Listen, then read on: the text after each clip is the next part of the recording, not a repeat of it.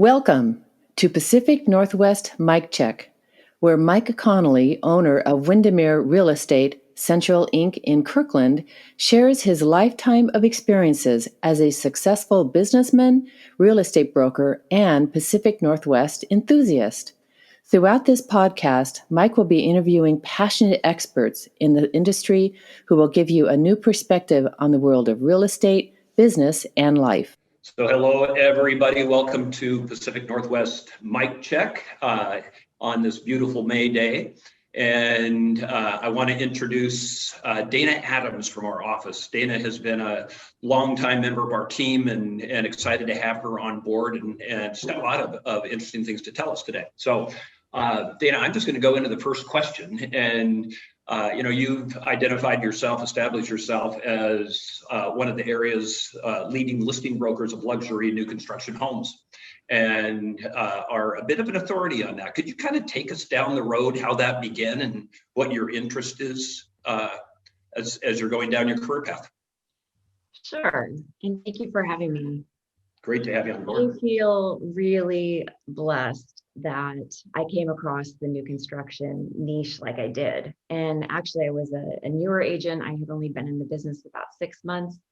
And there was someone at the office who had been sitting at a new construction site. And she wanted to transition to do some other things. So she needed someone to fill her place. And I was very glad to jump into the opportunity to hold beautiful new homes open. And because of that opportunity, I ended up connecting with the listing agent who really was an expert at finding land for development and selling those projects to builders, and then being involved all the way through to marketing the new homes that were built.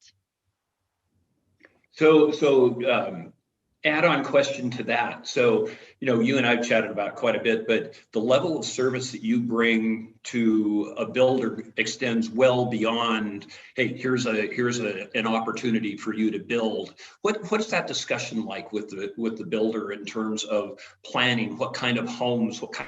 What size of homes? How do you? Because you're an incredible resource for builders in that regard, and they listen to you. How's that conversation take place? Well, typically, if I identify a piece of property, oftentimes they're not on the market. And so I'm able to do a little bit of research beforehand, before I even introduce a piece of property to the builder. So again, because of the introduction that I had to learning about land and development, I was able to shadow Tim Cowan is his name. He's a former agent. Yeah. And he literally took me under his wing for about an entire year. And so that was following him into the different cities to ask about zoning and utilities and public works, and kind of learning the background of code, and really sort of evaluating property from how he was seeing it from his viewpoint, but also really looking at it from how the builder would critique it. And so that's really been an advantage, I feel, because I really eliminate the beginning part of the process, which is when I take the piece of property to them, I'm able to already give them the background of, this is the zoning, this is what I think we can get on it, this is where I think there's an opportunity in the market. And so all of those things combined, I think, really help to differentiate myself from some other brokers, and that I'm not just sending them a listing that just hit the market, that all the other builders have their eyes on. Yeah, absolutely. And that discussion also gets down into design a bit as well, does it not? It does, yeah. And since I'm really very specialized in the Kirkland market, and go a little bit outside of that into Bellevue or Redmond, but because my focus is so specialized on those cities, I am constantly keeping an eye on those areas, also for any resale business that I'm doing. And so I'm able to start to sense where we might be seeing that we're having a dip in inventory. It could be in homes that, are smaller in square footage or big in square footage, whether they have a basement or not. And so because of that angle that I'm able to put on it, then I can make suggestions to them.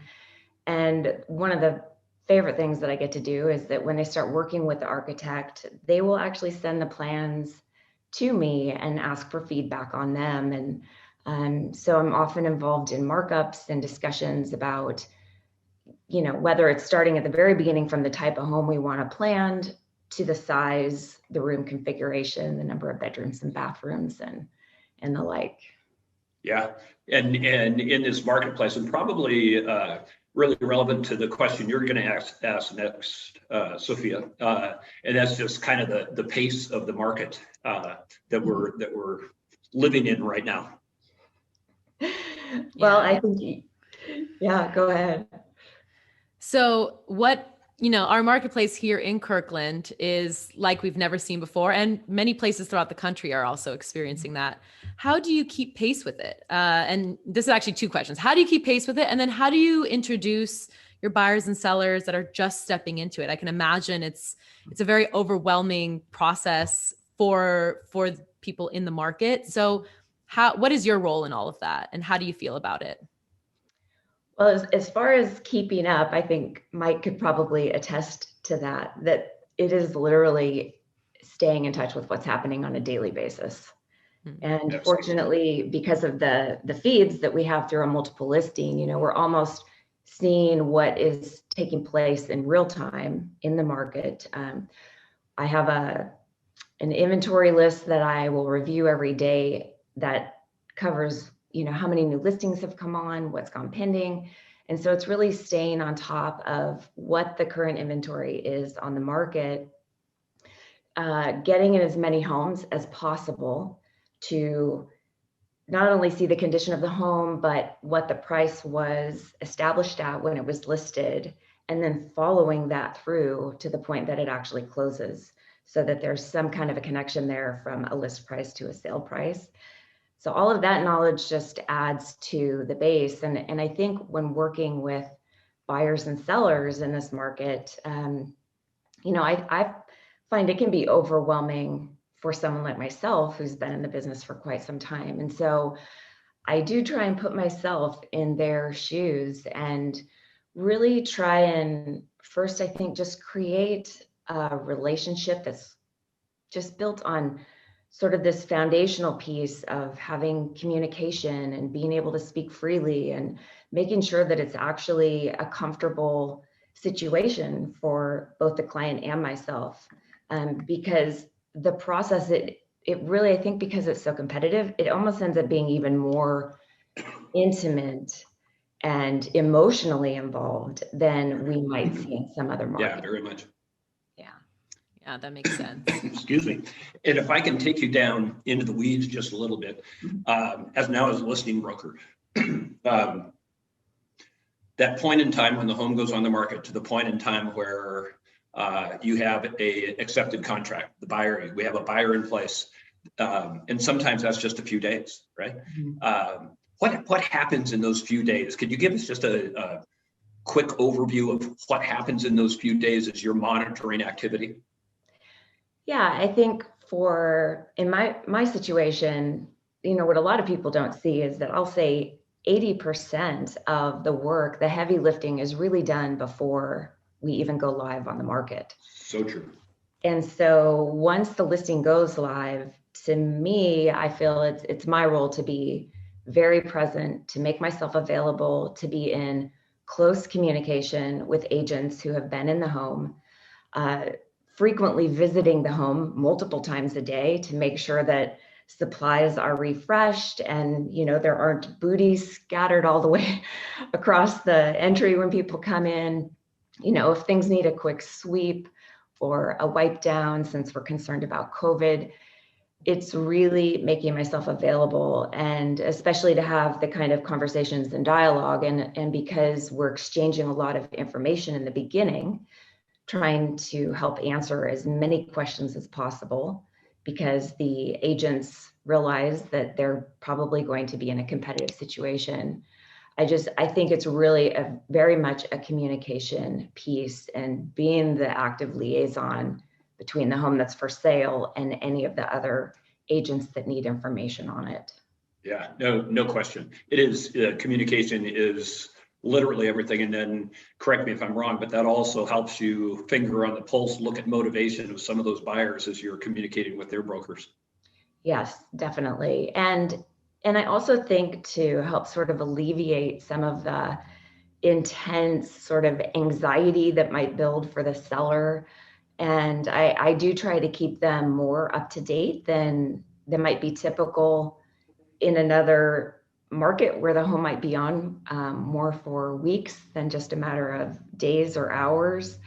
And so I think trying to stay in touch with the seller as well, to just give them a sense of, this is the type of activity we've had, and, here's some of the comments that we've had so far. And if there's anything we need to address, then we can take care of it right away. And otherwise, it's a little bit of a waiting game for the seller, probably some nail biting going on. Yeah, absolutely. One conversation that you and I had just a few days ago was working with other brokers. And in one case, a broker said, hey, this is the way I put ever it was. This is the way I've been doing this for 22 years. And your comment back was, hey, this isn't a 22-year market. This is a market like we've never seen before. Mm-hmm. So, really true. Yeah. Yeah, it can be easy to kind of get set in the way that we have habitually taken care of business over the years and our experience in the business. But, like you said, after doing this for over 2 decades, I think, we've never seen anything like it. And I think it does require some adjustment and really just some stepping back and looking at the bigger picture and getting a sense, there are different needs that agents have right now in helping their clients, and then that the sellers have, that the buyers have. And I would just say, like, emotions are probably at a level that is also equally as high as kind of that pace that everybody is keeping. And so I think it's been very important to stay close to the client and just providing that groundedness that, that I have confidence in what I'm doing and that they're being taken care of. And, as much as the stress that I can possibly take off of their shoulders is really what my goal is. Yeah.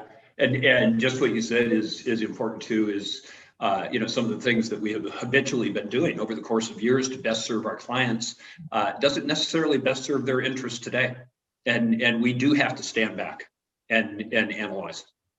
Yeah. And then not only that, but then throw in the pandemic that we're all going through. I mean, and that adds an incredible layer all on its own. Yeah. So bringing all of those things together, and then the fact too, like, we're literally asking sellers to leave their home for 4 and 5 days at a time.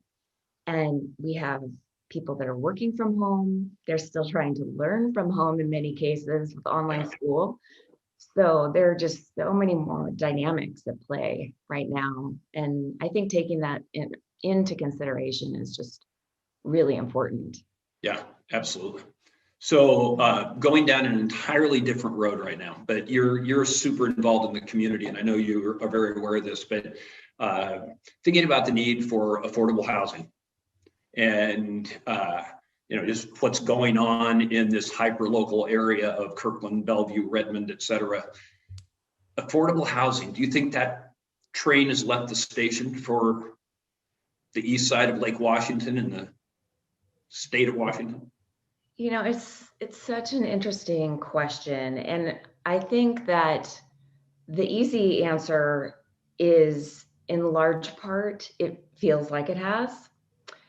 But what I know is going on is that there are people that are very concerned and that are doing whatever they can do to help the situation and kind of create new opportunities. I think city by city, one of the things is that it's relative. What a price may be selling, a home might be selling for in Kirkland or Bellevue, what something might be renting for, is different than another city that may have a different job pull or lower income distribution. Mm-hmm. But that still it still means that there are people that have need for homes that are not as expensive. I guess the good news is that we do still have the lower end and the higher end of homes. It's not like everything is priced super, super high. That's true. But it is still relative. On the new construction side, the city and the governments, they provide some incentive to try and help developers possibly, round up in a situation where we might be able to get out one more lot. Yeah. But it's hard stepping back, thinking that the creation of a smaller lot, instead of it being a $2.5 million home, it might be $1.8 million. I mean, Yeah. it is hard to wrap our head around. And I think that, in what I have seen over time, and I had been involved in an affordable housing task force with the city of Kirkland many years ago, one of the biggest roadblocks is the process that builders and developers have to go through for getting these approvals at the city. They take a lot of time, they take a lot of money, there's a lot of hoops to jump through. And unfortunately, I just don't think that there has been this incredible opportunity for someone to really maximize and take advantage of the type of affordable housing that our area really needs. Good observation. Yeah. Yeah. So in your opinion, your forecast, where do you think Kirkland will be 10 years from now? Well, I would have to say, as someone who grew up in Kirkland, I've been in Kirkland now for 40 years of my life, the vast majority of it, that I think in a 10-year span, we're seeing some growth and development, but honestly, I don't think it's overwhelming in the city of Kirkland. And for some of the same reasons that I mentioned, it is really difficult to have big projects approved in the city of Kirkland. In comparison to other surrounding cities, we still have lower height restrictions, lower density in some cases where a lot of other areas are being upzoned. It just feels like we are a little bit slower to adapt to some of those changes. And because I don't feel like we're necessarily keeping pace with what the demand is, I just don't think that we're seeing change, at least on the face of housing and development or density, that we might be seeing in some other cities that maybe have a little bit more of a liberal stance on that. Yeah. So Yeah. I think the Village at Totem Lake and urban, where we're seeing some of this redevelopment and revitalization, I absolutely think that is helping to also refresh and revitalize some of the communities and the neighborhoods that surround them. So I think we're going to continue to see that. I would imagine that our Northeast 85th corridor will look very different, but I think it won't look so much different in that we wouldn't recognize it. But I just think that there's a lot of planning and thought that's going into how we can maximize what we have there and take advantage of that. Yeah, you are so spot on, and the job of those planners and answering to so many different voices in the community has got to be a challenge. Got to be a challenge. Hey, I'm gonna move away from real estate for a minute, and very exciting. It's a huge passion in your life, but in 2019, you published a book called "Live Your Gift," but the undertaking really began several years before that. What happened there? How did that even begin in your life? Wow. Well, I'll give you the abridged version. Is that as a young girl, I had been introduced by my mom to the idea of goal setting and making a plan, and it was okay to dream and have a vision, and that we were actually participants in how we would create our life, what we wanted our life to look like. And that was just really something that I held on to real tightly, just through some challenging times growing up and, transitioning into adulthood. And so I found myself when we had the market crash in 2007 and 2008, that was absolutely a time that pretty much, knocked my feet out from under me and a lot of other people. Yeah. And I think in sort of climbing my way out of that, and also evaluating at sort of a time in my life where I was getting older, and really asking myself, had I done the things in my life that I had dreamt of, or that I wanted to do, or that I felt like I was here to do. And so I think that the book itself, it came out over time. And, as you know, Mike, you were so instrumental in allowing that process to unfold and to really watch what transpired over about an 8 to 9 year period of time. And, I had been a business planner and about, setting goals and monitoring those goals throughout the year. And I think it was back in 2012, I had approached you about possibly sharing that with the rest of the office. And I was thinking, I'm going to be doing this anyway. So what about we open this up to the other agents? And agents were really receptive to it. I always love to get away when I do that kind of planning. So, at first we started locally and it was a half a day. And then the next year it was a full day. We were at the Heathman Hotel, and then it turned into a couple of days. And finally in 2015, we kind of upped the ante, and I had suggested, well, what about if we go somewhere for a weekend and we actually have a retreat and get away? And, I don't know how you feel about it, but I just think, still looking back on it, it was such an amazing weekend. We continued to do it. We had 4 of those in a row, 4 of those retreats.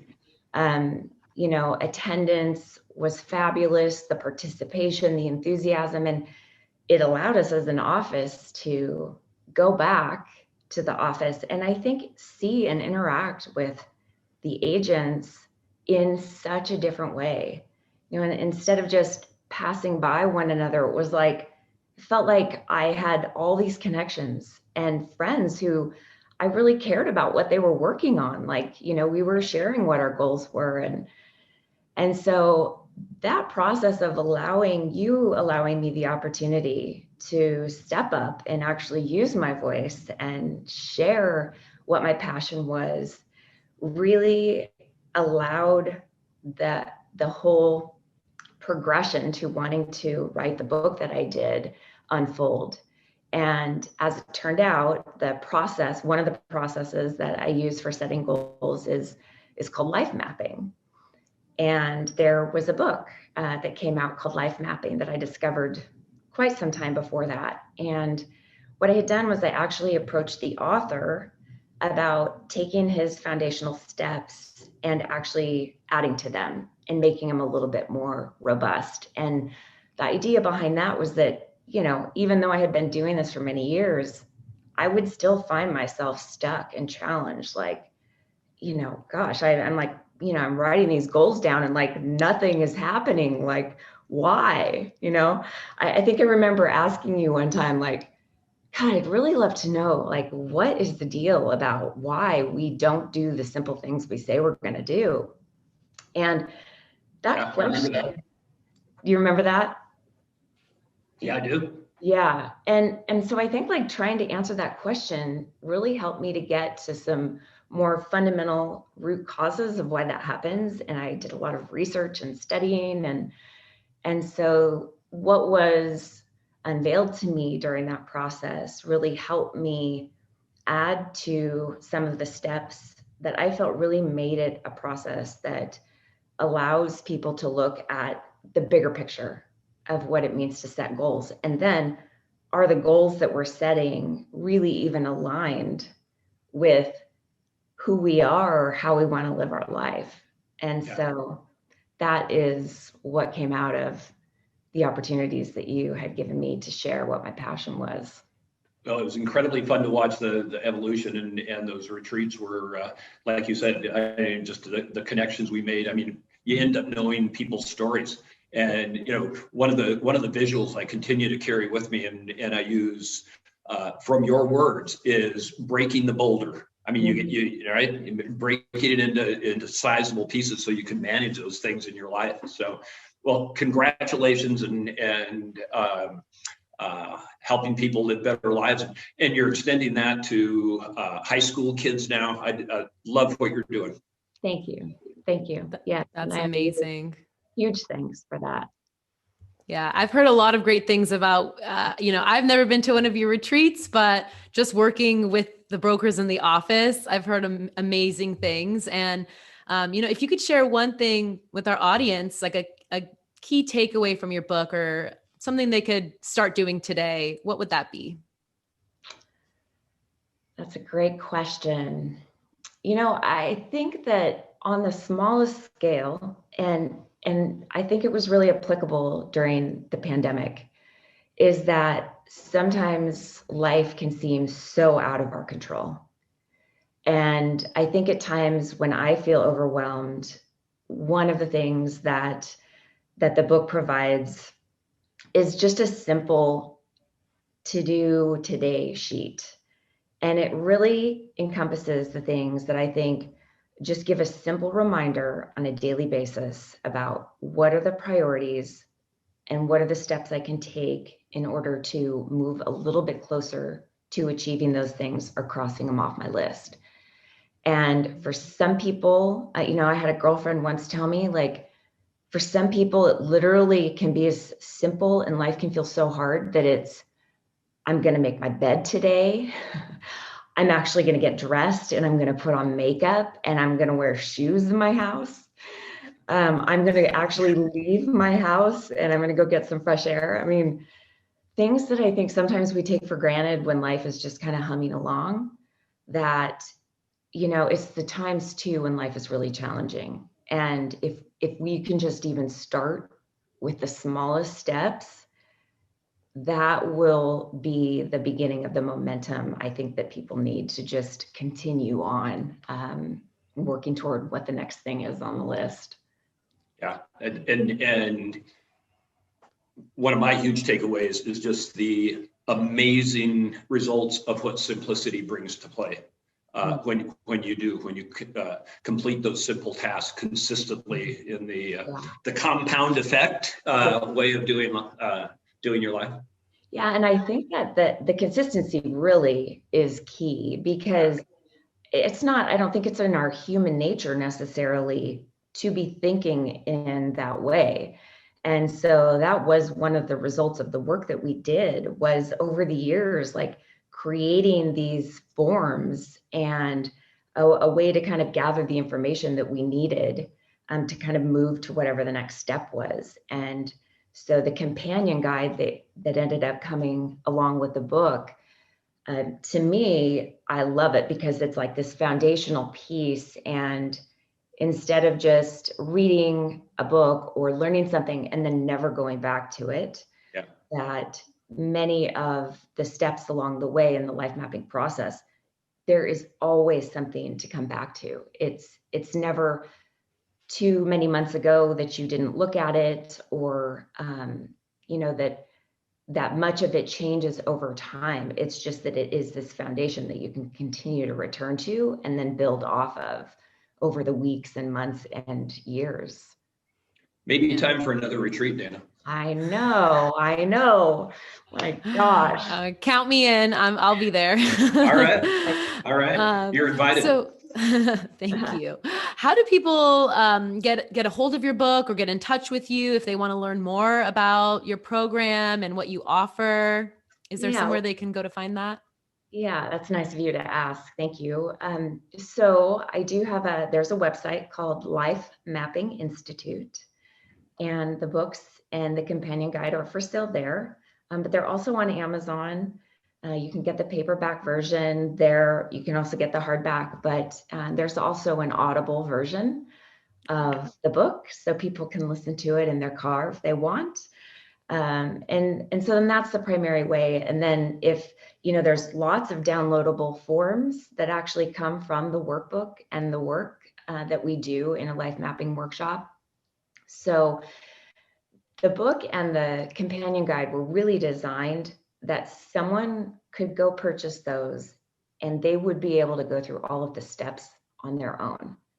You know, I personally like the guidance of someone leading me through that process, but the beauty of it is it is all there if someone wanted to get started on it. And then if there are workshops, if we can get to this point where we're back together in the same space, then I would post that information on the website as well. Yeah. Awesome. Excited. Yeah, thank you. Very excited. Yeah, well, that signature takes us, question time. Yeah, signature questions. So I'm sure you've heard of these questions if you've listened to our podcast. So we have 2 signature questions. They're arguably probably the hardest questions that we'll ask you in the entire podcast. So the first question is, what does the Pacific Northwest mean to you? Well, it's just like my response. It's like this big, almost sigh of relief.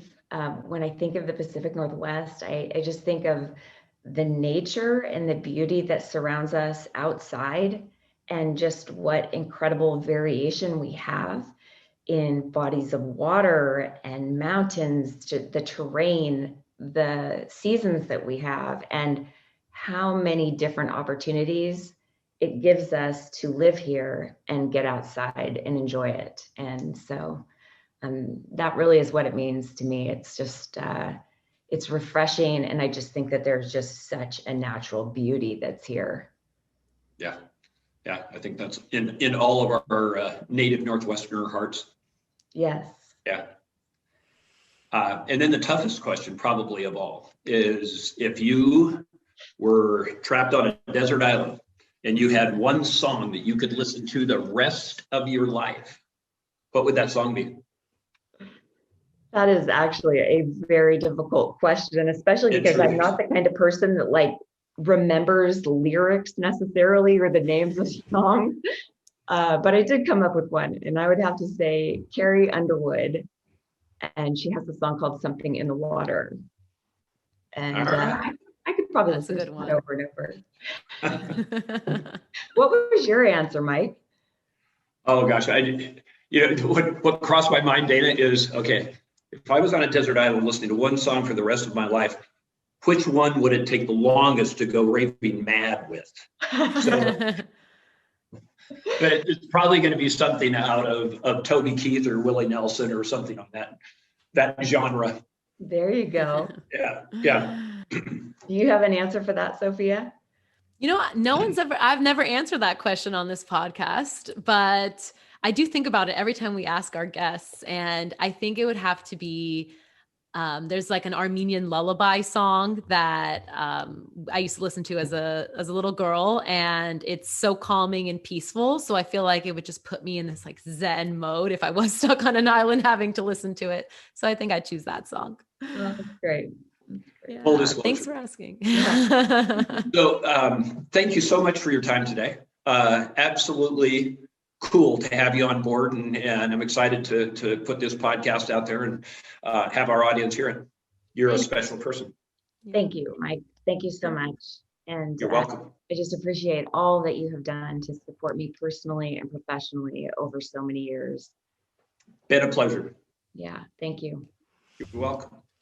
All right. Thank you so much for being a part of our podcast. And we'll put the links to the book and more information in the little bio about the podcast. So check that out. Thank you so much, Dana, for telling us more about your business and your book and everything that she's up to. That was awesome. That takes us into our next segment of the podcast. Awesome. Yes, which is Mike Check. So piece of advice from Mike. Mike, what do you have for our listeners for the month of May? Well, this is a message to the buyers out there, whether you're in the Seattle area or not. The market is very similar throughout the country, especially in large cities like the Seattle area. But there was an awesome article in last week's Seattle Times, and it was a buyer's guide to being in this marketplace. And highly recommend that read. It's, I guess I would say it is bluntly honest with regard to the pace of this market and what you need to do to compete in it. So take a read. Yeah, all good information, especially in these crazy times. Very. Yes. So our next segment is Open Mic, and this is an opportunity for you listeners to ask Mike any question. It could be real estate related, lifestyle. Usually we're interviewing other guests, so it's nice to hear a little bit more from our host, Mike. And this month we got 2 questions. So the first question is, you have been in this industry for many years. Do you remember what selling your first house was like? I do. I remember the exact home and where it was, and I drive by it occasionally on my rounds. But yeah, I remember the couple I met at an open house, and our relationship lasted for a lot of years until they moved back to California and I sold it for them. Wow, that's amazing. That's amazing. Well, I think the next question here is someone who got this idea from our signature questions. If you could have one superpower, what would it be? Oh boy.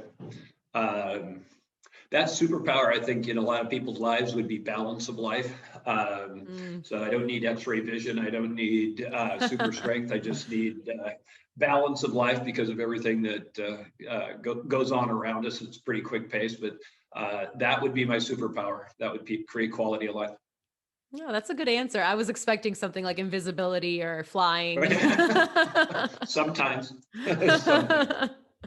Awesome. So if anyone listening has any questions for Mike, feel free to message us on any of our social media platforms. You can go onto our website, email us directly.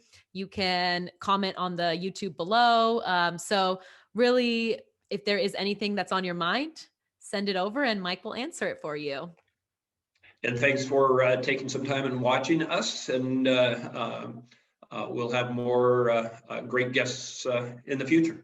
Yes. Mike, who is our next guest? So our next guest for our next podcast will be the Stuart Chambers team in my office. They list and sell a lot of homes, but what I'm going to focus on is the team that they've created and back to quality of life, the balance of life they're trying to create with that. Yes. So if there's anyone listening who is interested in creating a real estate team or just joined a real estate team, they would be a great podcast to listen to really learn something about what they've done, because they are so successful in the Kirkland and East Side area. Very much. Yeah. So that is the end of our podcast number 9. Thank you all for listening. You can tune into our podcast every first Wednesday of the month. We're on Spotify, Apple, and you can watch our podcast on YouTube. So tune in every first Wednesday of the month. Thank you. Thank you. Thank you for listening to Pacific Northwest Mike Check. Tune in every first Wednesday of the month to learn something new about real estate, business, and life.